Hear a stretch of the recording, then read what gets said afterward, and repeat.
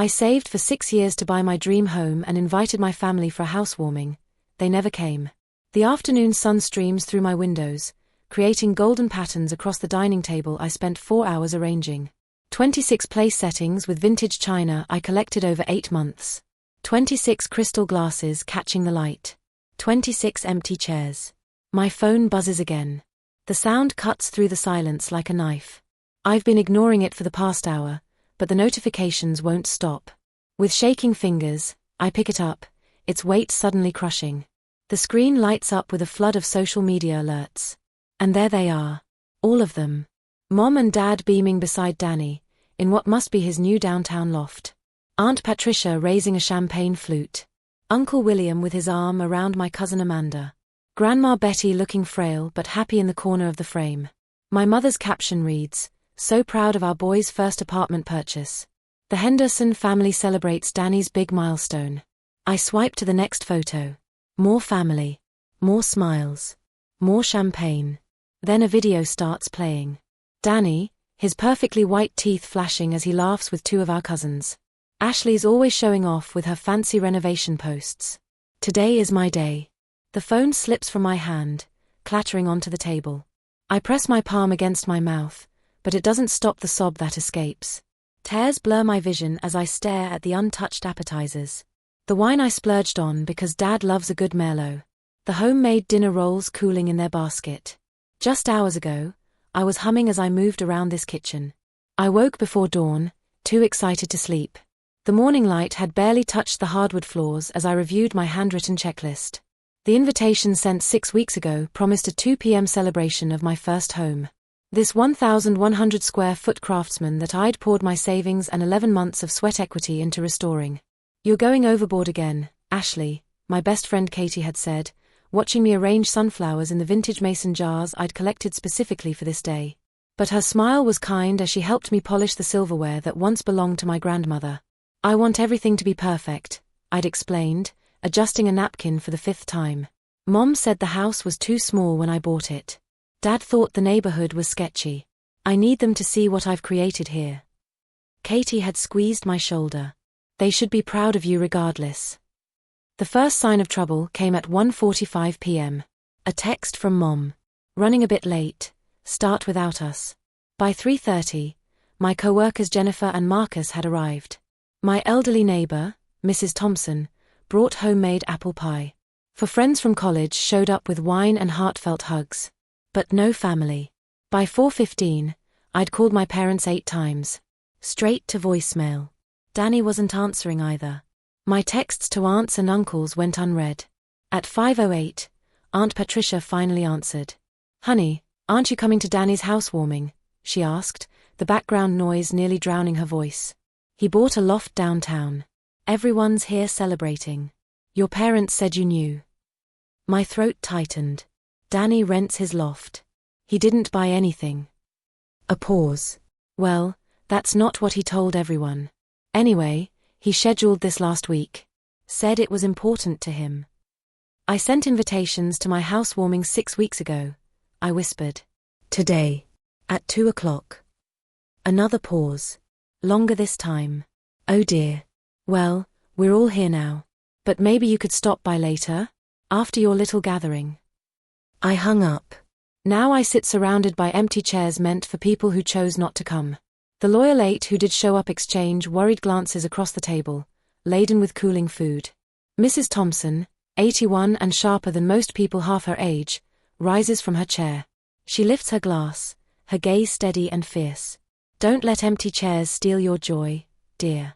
Today is Ashley's day." The others raise their glasses. Katie leans close, her voice soft against my ear. "This is your real family, Ashley. The ones who choose to be here." My phone lights up again. Mom calling.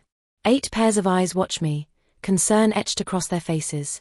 I silence the ringer with one decisive movement and raise my glass to Mrs. Thompson's toast. "Not today," I say, my voice steadier than I expected. Today is about the people who showed up. 3 hours later, the last guest waves goodbye, disappearing into the darkness beyond my porch light. Only Katie remains, helping me wrap leftovers that will feed me for days, a bitter reminder of the empty chairs. You should stay at my place tonight, Katie says, sealing another container. We'll drink wine and watch terrible movies until we fall asleep. I shake my head. I need to be here. This is my home. The word catches in my throat. Home. The concept feels both powerful and fragile after today. The doorbell rings, its chimes slicing through the quiet house. Katie and I exchange glances. I'll get it, I say, wiping my hands on a kitchen towel. I open the door to find my mother, Linda Henderson, standing on my porch. Her pearl earrings catch the light as she looks past me into the house, scanning what she can see of my living room. May I come in? She asks, not waiting for an answer as she steps forward. I step aside, my stomach tightening.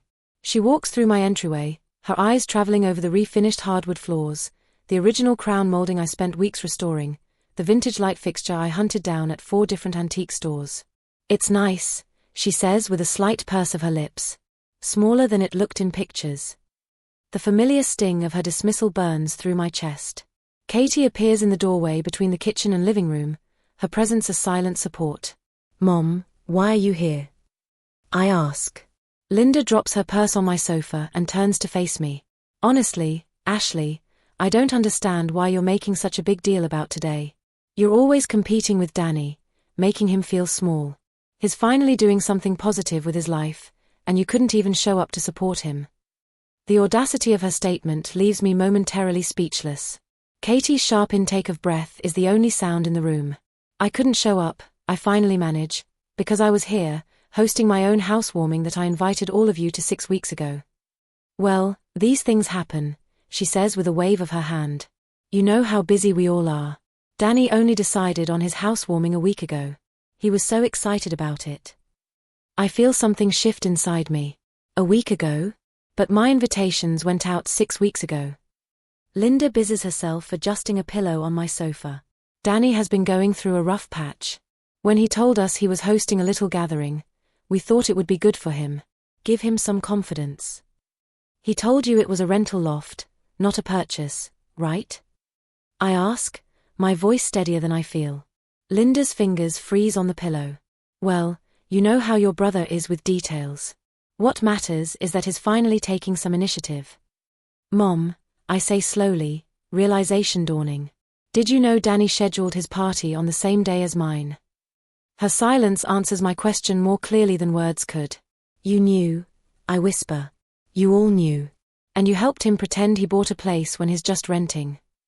The betrayal slices deeper than I thought possible. You staged a fake celebration to deliberately overshadow mine. Now you're being dramatic, Linda straightens, her defense mechanism kicking in. Not everything is about you, Ashley. Danny needs our support more than you do. You've always been the independent one. Independent. The word catches fire in my throat. I've been independent because I had to be. My entire life, you've ignored my achievements while celebrating Danny's mediocrity. Linda's eyes widen. I've never spoken to her this way before. When I made the honor roll, you were too busy at Danny's mediocre soccer games to attend the ceremony. When I got my scholarship to Northwestern, you spent the night consoling Danny because he didn't get his, even though he barely maintained a C average. My voice grows stronger with each word. I worked 2 jobs to put myself through graduate school while you paid Danny's rent after he dropped out of community college. I saved for 6 years to buy this house while you funded one failed startup after another for him. We've always supported both of you equally, Linda protests, but the lie hangs hollow in the air between us. I spent $78,000 and 11 months renovating this house myself. I continue, trembling now. Every weekend, every vacation day, every spare hour after work. Meanwhile, you criticized my wasteful purchase in a sketchy neighborhood, without ever bothering to visit. Linda's face hardens. After all we've done for you. What exactly have you done for me? The question erupts from someplace deep and wounded. Name one thing you've done to support my dreams the way you support Danny's. Her silence stretches between us. Katie stands witness to a confrontation decades in the making. This house is mine, I say, walking to the front door and pulling it open wide, earned by me. Get out. Linda's mouth opens in shock. This is not how our conversations end. Usually, I apologize for upsetting her, for being difficult, for existing in a way that requires more than she's willing to give. Ashley Marie Henderson, you do not speak to your mother that way. I just did, I reply, my voice calm despite the storm inside me. Please leave. She gathers her purse, her shoulders stiff with indignation. Your father will hear about this. I'm sure he will. As the door closes behind her, I lean against it, feeling both hollow and somehow fuller than before. Katie approaches quietly, wrapping her arms around me. I'm proud of you, she whispers. Morning sunlight streams through my kitchen windows when the doorbell rings again. I've barely slept, replaying last night's confrontation in endless loops. When I open the door, my father, Charles Henderson, stands on the porch alone, his tall frame slightly stooped, his expression uncharacteristically uncertain. May I come in? He asks softly. I step aside wordlessly. Unlike my mother, he pauses in the entryway, taking in the details of my home with genuine attention. Could I see it? He asks. The house, all of it. I lead him through each room. The kitchen with its restored original cabinets. The living room with built-in bookshelves I sanded by hand. The office where I work remotely 3 days a week. The guest bedroom that Katie helped me paint a soft sage green. In my backyard, he stops by the vegetable garden beds I built last spring. You did all this yourself? He asks. Most of it, I answer. Friends helped with the bigger projects. He nods slowly. It's beautiful, Ashley. You've created something special here. The compliment, the first genuine one I can remember from him, lands awkwardly between us. Danny told everyone he bought the place, he says suddenly. We knew it wasn't true. The confirmation of their deliberate deception still stings, even though I already knew. Your mother is very upset, he continues. I recognize the familiar pattern, the attempt to re-establish control through guilt. Perhaps if you apologized, we could put this behind us. I won't apologize for telling the truth, I reply, or for expecting basic respect. His expression hardens slightly. You know, Ashley, we're not getting any younger, and our estate. I don't need your money, I interrupt. I never did. Something shifts in his face, anger, perhaps, at losing the leverage he thought he had. But in that flash of emotion, I see something else. The pattern that has defined my entire life. You gave Danny 4 business loans, I say quietly. The sports equipment store that closed in 8 months. The food truck he sold after 2 weeks. The cryptocurrency investment that was actually a pyramid scheme. The craft beer brewery that never opened. He has potential, my father replies automatically. He just needs support to find his way. And what about me? Did I ever have potential worth supporting?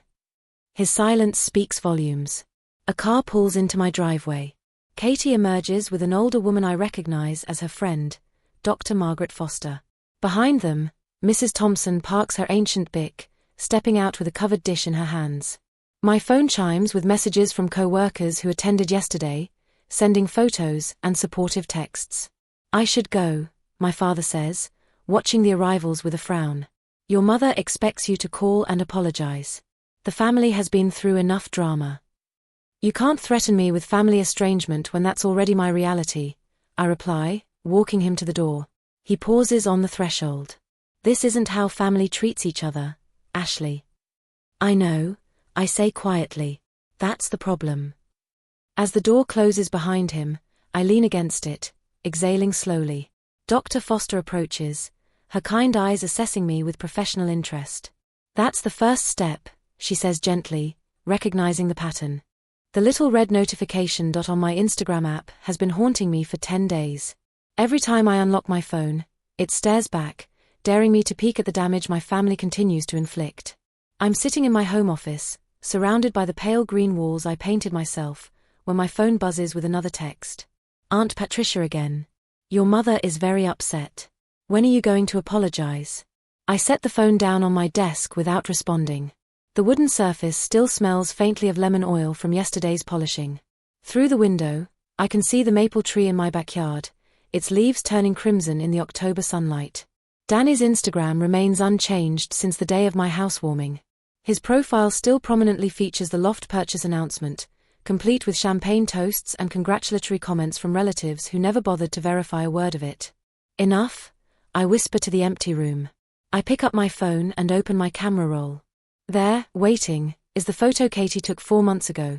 Me standing on the porch of my Craftsman, holding the keys, face flushed with pride and exhaustion. The caption forms in my mind with perfect clarity as I type. Renovation completed on my first home purchase.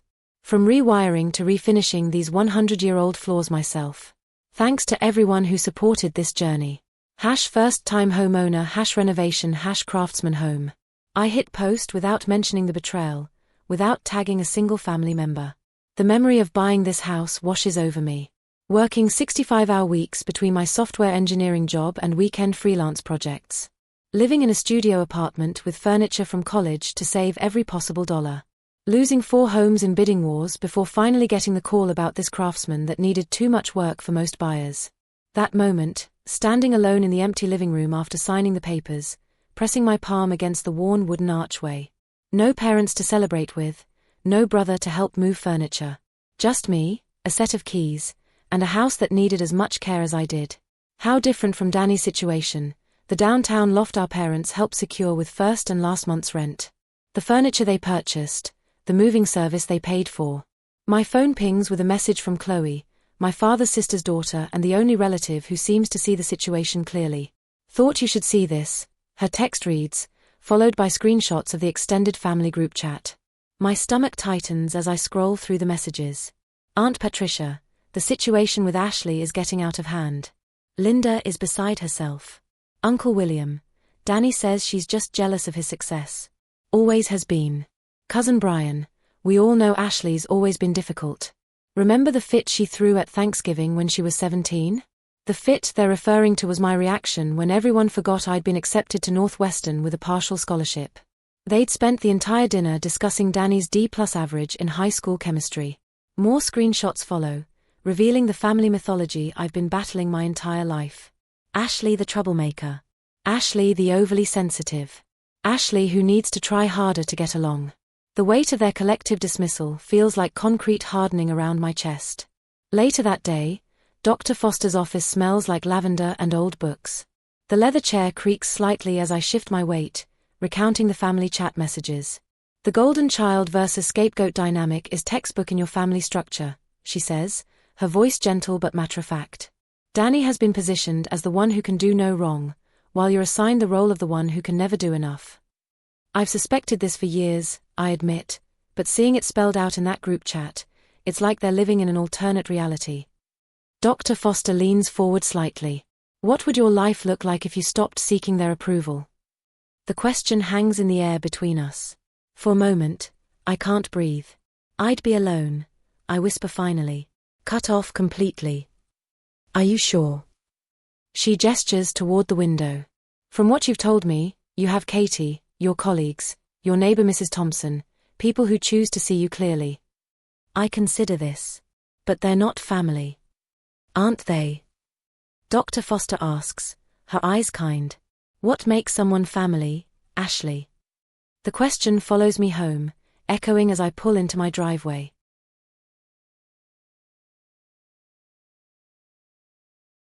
Katie's car is already parked out front, along with 4 others I recognize, co-workers from the office, paint cans and rollers visible through their car windows. Surprise. Katie calls from the porch, gesturing to the group behind her. Painting party for the guest bathroom. We brought pizza and wine too. Inside, Mrs. Thompson is already there, arranging chrysanthemums in a vase on my dining table. I brought cuttings from my garden, she explains, and I want to show you how to winterize those rose bushes out front. My grandmother taught me, and someone should know these old techniques. Over the next 3 weekends, the house fills with more than paint fumes and sawdust. Laughter echoes through rooms that once felt hollow with expectation. My co-workers, Jennifer and Marcus, become regular dinner guests. Mrs. Thompson teaches me her grandmother's secrets for growing the perfect tomatoes next spring. The doorbell rings on a Thursday evening as I'm cooking dinner. Through the frosted glass, I recognize Danny's silhouette, immediately confident stance, one hand casually in his pocket.